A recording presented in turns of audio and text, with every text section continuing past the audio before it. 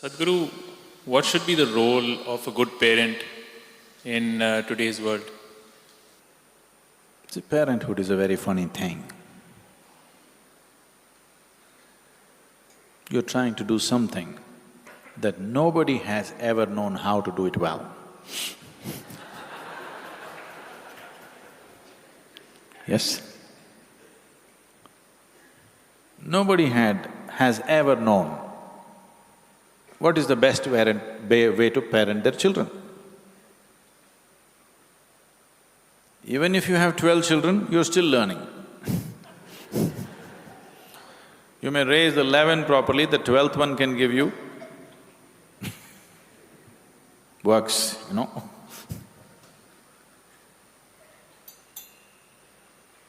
So, but you want to do your best. So what is the best thing you can do? One foremost thing I would say is, first thing is to work upon yourself a little bit. Spend sufficient time with yourself. Look at yourself carefully. How you are, how you sit, how you stand, how you speak, what you do, what you don't do. I think you must look at yourself very carefully because the children are picking up everything rapidly and they'll exaggerate everything that you're doing.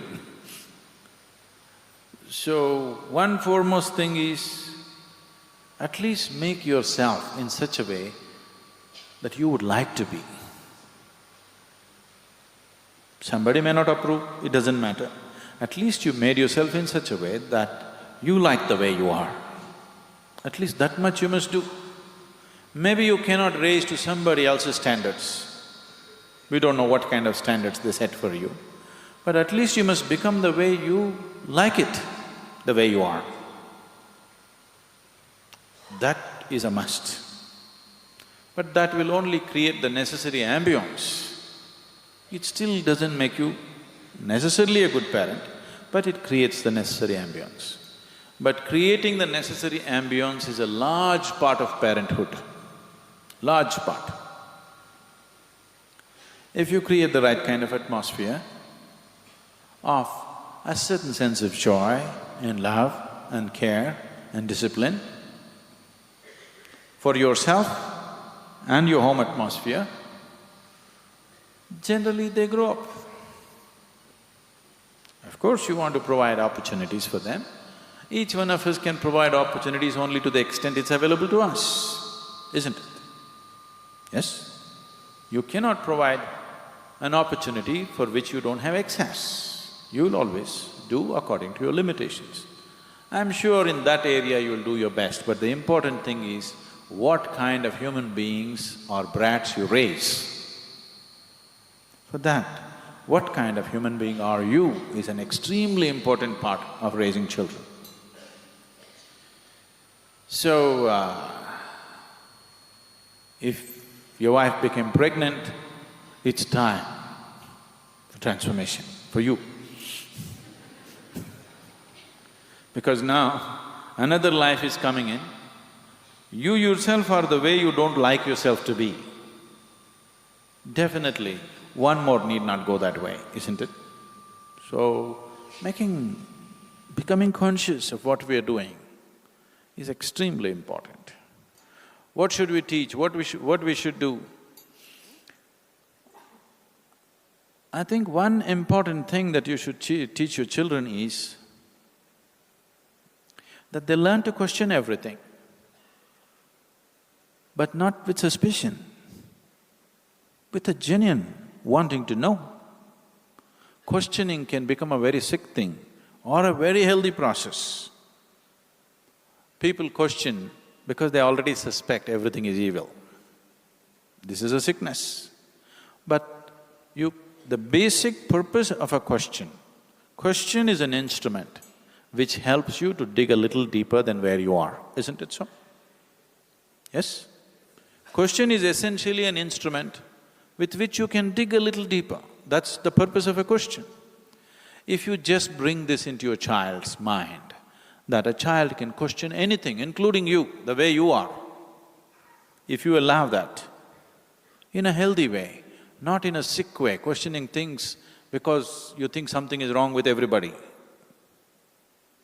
If you bring this, the child is constantly exercising his intelligence.